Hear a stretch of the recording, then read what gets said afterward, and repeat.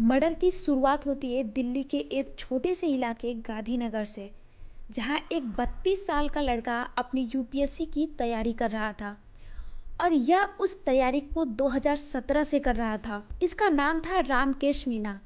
और ये जिस बिल्डिंग में रहता था, उस बिल्डिंग के 4th मंजिल पे ये किराए के रूम में रहता था। रामकेश के फैमिली में उनके माता पिता और उसका एक छोटा भाई था। रामकेश ने द्वारिका के एक कॉलेज से अपनी बीटेक की पढ़ाई पूरी करके दिल्ली में शिफ्ट हो गए अपनी यूपीएससी की तैयारी करने के लिए। तैयारी के दौरान जुलाई के महीने में उनकी मुलाकात होती है एक लड़की से जिसका नाम रहता है अमृता चौहान। अमृता चौहान को उसके ही माता पिता ने उसके घर से बेदखल कर दिया था। अमृता चौहान मुरादाबाद की पीतल नगरी की रहने वाली थी।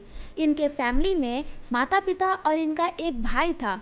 अमृता चौहान की एज 21 ईयर्स थी और इन्होंने दिल्ली के ही एक कॉलेज से अपनी बीएससी फोरेंसिक साइंस की पढ़ाई पूरी की थी। लेकिन अमृता के गलत कामों और गलत बिहेवियर की वजह से उनके पिताजी ने उनको घर से निकाल दिया था। और सबूत के तौर पे अमृता के पिताजी ने पुलिस और कोर्ट को एविडेंस सबमिट करा दिया था। मैं राजवीर सिंह, मेरा पुत्र श्यामलाल और मेरी पत्नी कामनी, निवासगढ़ मिलक पंडित नगला निकट एसएल बाल विद्यालय, गागन तिहारा थाना, कटघर जिला मुरादाबाद। मैं अपनी पुत्री अमृता चौहान को उनके गलत आचरण के कारण अपनी चल अचल संपत्ति से बेदखल करता हूँ। फ्यूचर में अमृता चौहान के किसी भी कार्य से मेरा और मेरे परिवार का कोई भी संबंध नहीं होगा। यह अपने कार्य की स्वयं जिम्मेदार होगी।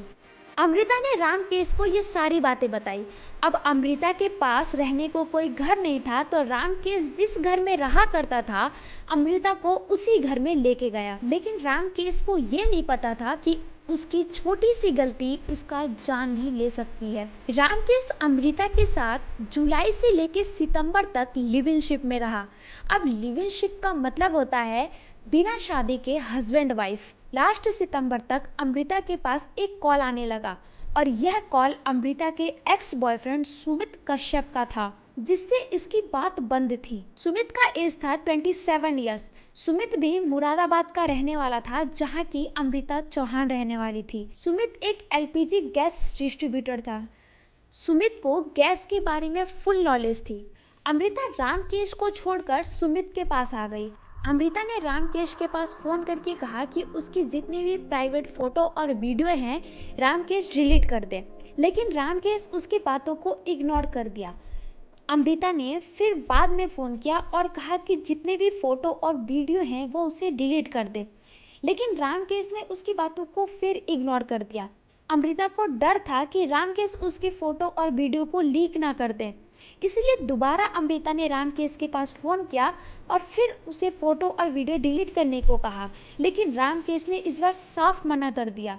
और यह बात कोई नहीं जानता था कि रामकेश का एक ना उसके मौत का कारण बन जाएगी। रामकेश के मना करने पे अमृता डर गई और अपने एक्स बॉयफ्रेंड सुमित के साथ मिलकर प्लान बनाया कि वह रामकेश को मार देगी।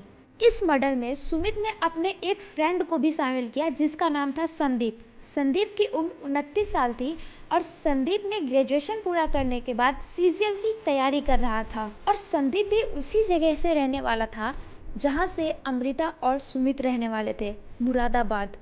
इन तीनों ने मिलकर प्लान बनाया कि रामकेश को आखिरी बार बोलेंगे फोटो और वीडियो डिलीट करने को। लेकिन रामकेश अगर वीडियो नहीं डिलीट करता है तो वो उसे मौत के घाट उतार देंगे और इसे एक ब्लास्ट एक्सीडेंट का नाम देंगे। और जैसा कि अमृता रामकेश के साथ 3 महीनों से रह रही थी, तो अमृता को मालूम था कि रामकेश के घर में कौन सी चीज़ कहाँ पे है और उसके बिल्डिंग में कौन सी चीज़ कहाँ पे है। 5 अक्टूबर की शाम को अमृता, सुमित और संदीप रामकेश के घर पहुंचे और रामकेश को वीडियो डिलीट करने के लिए बोला। लेकिन रामकेश ने ऐसा नहीं किया। गुस्से में आकर अमृता और सुमित ने रामकेश का गला दबा दिया और डंडे से मार मार कर उसका मर्डर कर दिया। फिर रामकेश को उसी बेड पे लिटाया जिस बेड पे वो अपनी तैयारी करता था। रामकेश जिन बुकों को पढ़ा करता था, उन लोगों ने उसी बुक का चिता बनाकर रामकेश के ऊपर बिछा दिया। और जैसा कि अमृता को घर के कोने कोने के बारे में पता था कि क्या चीज कहाँ पे रखा है, तो किचन से ऑयल, घी और वाइन लाकर रामकेश के शरीर के ऊपर डाल दिया ताकि आग जल्दी पकड़े और लंबे टाइम तक जले।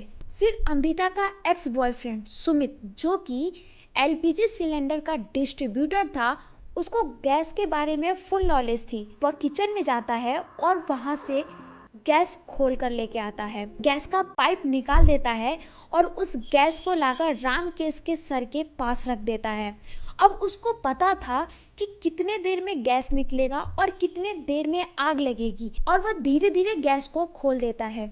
और इधर अमृता चौहान, जो कि बीएससी फोरेंसिक की स्टूडेंट थी, इनको पूरा मालूम होता है कि सबूत को कैसे मिटाया जा सकता है। सुमित ने सिलेंडर को लाने के बाद रामकेश के सर के ऊपर रख दिया, और जैसा कि सुमित को सिलेंडर के बारे में सब कुछ नॉलेज था, तो उसे ये भी पता था कि कितने देर में सिलेंडर ब्लास्ट हो जाएगा। रामकेश के सर के पास सिलेंडर रखने के बाद सुमित ने आराम आराम से सिलेंडर को लीक किया। अब सिलेंडर के बारे में सुमित को फुल नॉलेज थी, तो सुमित को ये भी पता था कि कितने देर में यह सिलेंडर ब्लास्ट हो जाएगा। इतना करने के बाद 2:57 पे वह सब बिल्डिंग से बाहर आ गए। अब किसी को शक ना हो, इसलिए अमृता ने कुंडी को अंदर से लॉक कर दिया और सुमित ने रामकेश की जिंदगी में एक लाइटर से आग लगा दी। कुछ देर बाद उस बिल्डिंग के 4th फ्लोर पे ब्लास्ट हुआ और सभी लोग नींद से जाग गए और हंगामा स्टार्ट हो गया। जब पुलिस आई तो सबको यह लगा कि ये एक्सीडेंट है, क्योंकि यह जिस तरीके से हुआ था, ये कोई भी नहीं कह सकता था कि किसी ने मर्डर किया है। ये प्रॉपर तरीके से एक एक्सीडेंट ही लग रहा था। पहले तो पुलिस को एक्सीडेंट ही लगा, बट जब क्राइम टीम आई और जब घर की छानबीन की तो उन्हें डाउट हुआ, और जब दरवाजे की कुंडी को देखा तो उसकी जाली उठी हुई थी। फिर क्राइम टीम को पूरा शक हो गया कि ये एक एक्सीडेंट नहीं, मर्डर है।